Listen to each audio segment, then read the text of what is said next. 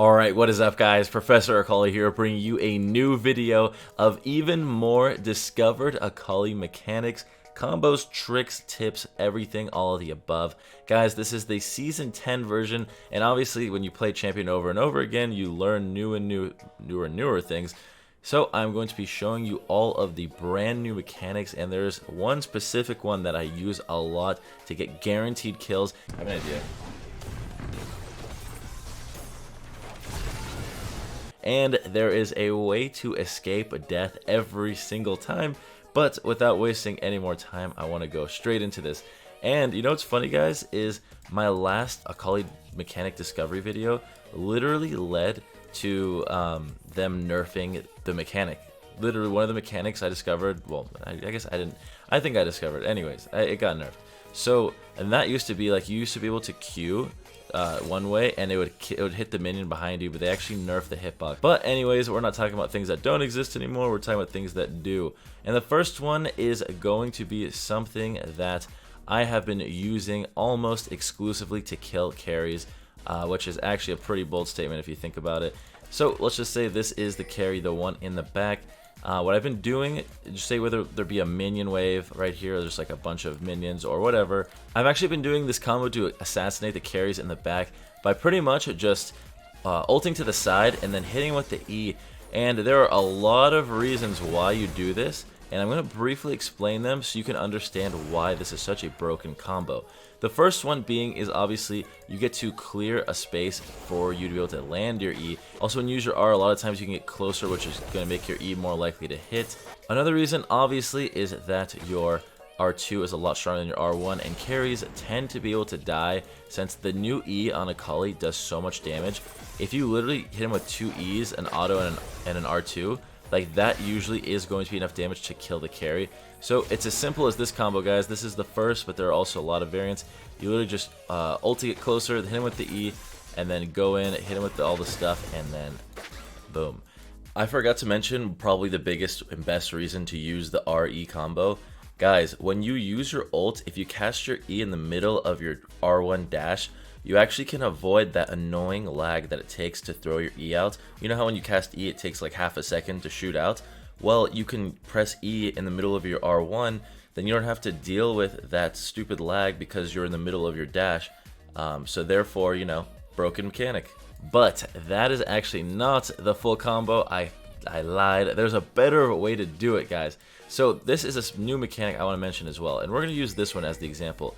So obviously, you guys land your E often, you know. I mean, it's a skill shot, but us, some of Akali mains, we tend to have some form of skill. Well, when you're flying back in with your E2, I used to say what you should do is do this. Like, you know, you fly back in and then auto Q whatever, Gunblade. But I've recently been realizing that a faster way is to fly with your E2 and use your Q in the middle of your E2, because that way you get to use your passive proc faster and finish off your combo faster. Really quick addition to the video, this is Professor Akali from the future of my previous recording. Anyways, guys, I'm going to show you how to do 700 damage to anyone instantly. Pretend this is a carry, blah blah blah. Guys, this is all you got to do. You ult in and do this. Basically, all I did there was I got in range to hit my Q. You can even do that, you know, another way. You can just freaking E in and then do your Q and blah blah blah. But essentially, all I did was I used Q, Gunblade, and Ignite to get the 3 parts of Electrocute at once. And this is a way I've just zapped and killed so many people. You can get the quickest burst possible. It's honestly just so good. So remember that one. Back to the video. And another combo. We're going straight into the beautiful combos, guys. Something you can do, say you are in lane against, I don't know, anyone ever, and you know you want to kill them. What you can do actually is whether it be ult in or not, you can just go ahead and ult in and Gunblade them to slow them, and then that makes getting your E a lot easier, because obviously that 40% slow makes it so they're way less likely to be able to dodge it. And you know, the problem with Akali's E normally is it takes a little bit of time to cast. Like, I press it and then it's like a second later it shoots out. So that slow is really going to help you avoid them dodging it if they have any form of a brain. which obviously, you know, and your E is just so important, so you want to be hitting it. And then that leads into, and yeah, just because the mini rework Akali got a while ago just makes her E do so much more damage, you just always want to be maximizing the opportunity to hit it. Now guys, this next mechanic is something I don't use enough, but I'm going to start using it because I have found out a way to be really efficient at it. But with a tiny bit of practice, anyone can do this. And guys, essentially, imagine your top lane, your mid lane, who cares? You're in a lane and you are getting ganked, right? So let's just say it's like, I don't even know, just 2 champions, right? And you're getting ganked. Well, say you don't want to deal with it. You're not able to make it, right? Your flash is down, your ult is down. You're not able to make it unless you do this. What you can do, being that your shroud actually extends, and you can't just do this combo, right? Like, basically what you do is you invisible teleport. Basically what you can do to avoid all forms of ganks and just avoid just certain death because you're invisible, you can teleport invisible. But the problem with that is because, you know, you use your shroud, it spreads, and maybe halfway in, you might actually end up being out of the shroud because it moves. What you can do to avoid that actually is just throw your shroud out, let it spread into you, and then you can teleport, so you know it's not going to end up, you know, leaving invisibility. So it would probably look something a little bit like this. I would end up, like, say I'm getting ganked right now, I throw my shroud out and I leave barely, and then I just teleport, and that way, you know, it might spread, but I will get the full or most of it. They might have a split second to try and attack me and kill me. They will know where you are, but if they don't have CC, if they don't have insane amounts of AoE damage, you're going to be getting out of there every single time. So I'll just do it again, just be like, you know, let it spread out. And then, yeah, it doesn't spread too much. You should be fine. It's not going to spread to the point like where, you know, it just spreads, goes all the way past you.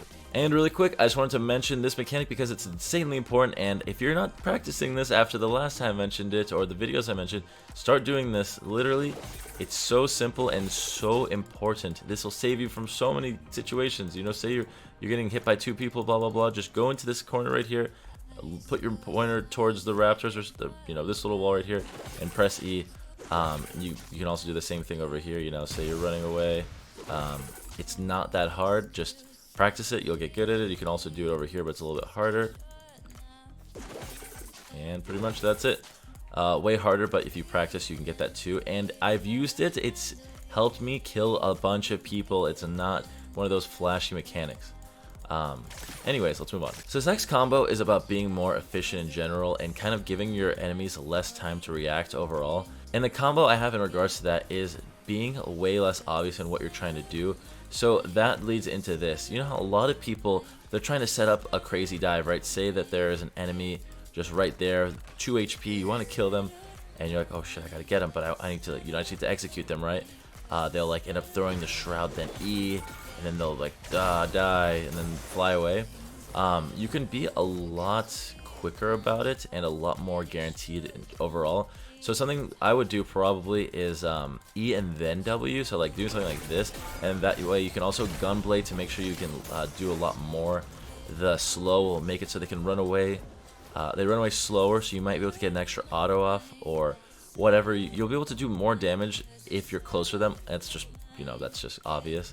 But it's not obvious to a lot of people. But the main mechanic overall is you can E and then W, just to really be efficient, and I guess you could say. Another mechanic I've already mentioned before in a video, but I'm going to do it again, and I'm going to really quick sell my items just because I don't want to do too much damage, is the one where you can't Q all the chickens. Like, it's just, you don't have a wide enough thing.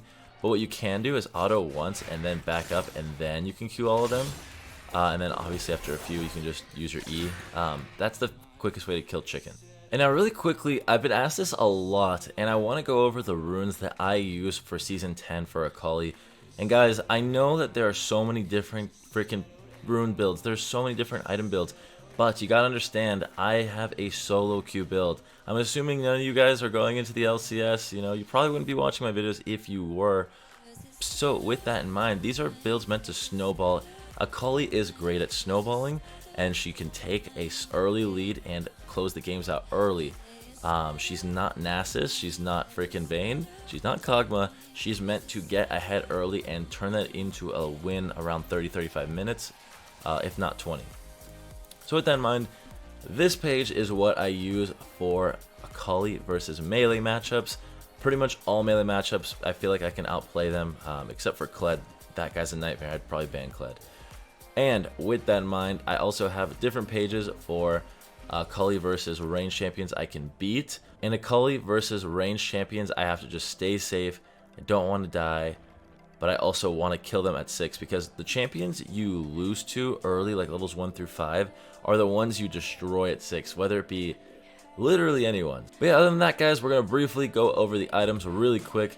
Gunblade, obviously first item no matter what, unless you're getting destroyed. I'm talking 0, 1, 0, and 2 within the first 5 minutes of the game. But then you want to go for a Seeker's Arm Guard because it gives you a lot of armor. If you're getting beaten up by mages, I don't really know what to tell you. You should have played safer. You don't want to ever get a Negatron because it turns into no good items at all for Akali. Other than that, you go Gunblade. You should almost always go Sork Boots, even if they have some CCs. If they're not rocking a Malphite, Lysandra, Warwick, like a lots of and point and click stuff especially, that's the stuff you want Merc Treads for because you can't avoid it. But if they have skill shot CCs, just dodge it. Practice dodging it. Just get movement speed. Use your ults, your flash. Like there's lots of tools you can use to dodge stuff as Akali, right? Like you can literally just do like this. It should be up a lot of the time. If not, know your limits, but play accordingly. You have your Shroud to help you for team fights, and the extra magic pen is very useful.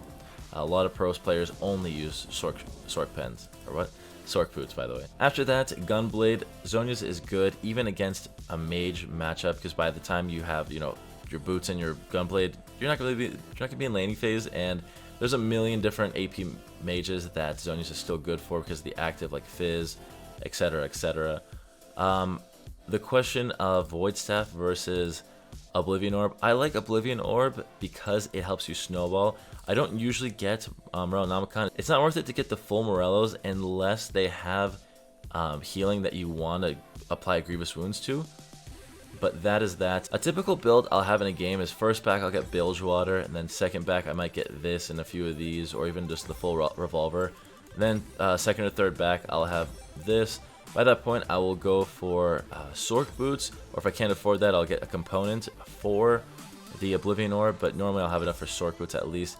Then I'll either go for this, or if they have a lot of AD, I'll just go for the straight up Zhonya's. But a build like this is literally so strong for like 20, 25 minutes, however, whenever you should have it by, because you have true damage worth of Magic Pen. You have your 2 item actives, and they're both insane for Akali, and just you should be able to 1v3. And you should never be able to 1v3 as a champion unless you're fed. Akali, good farm, you should be able to 1v3 with this. Anyways, after that, the game continues past that point. I like to go for different items situationally, but normally it might be a Banshees if I need the MR, which is kind of rare, but Rabadon's is good. Void Staff is good, and you can get rid of the Oblivion Orb late game and get something else like a Banshees. But this is kind of like a standard late game build, I would say. Normally you don't get to this point because, and if you do, you're kind of screwed because the 80 carry late game will just build a Maw and then you just can't kill her anymore. Akali really isn't the greatest late game champion, but yeah.